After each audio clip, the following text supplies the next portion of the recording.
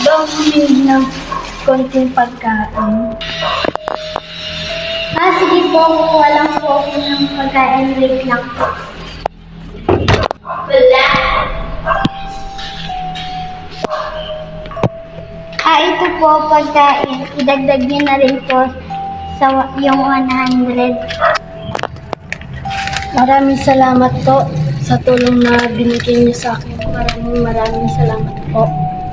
Walang anuman po, magpapabusog po kayo.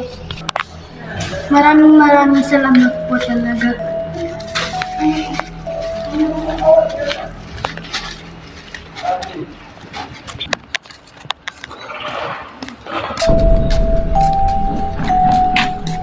Kap!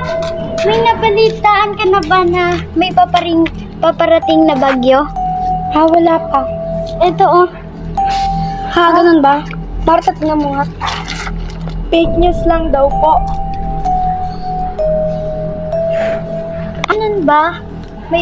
Wala kasing nagsabi na rin. Totoo to eh.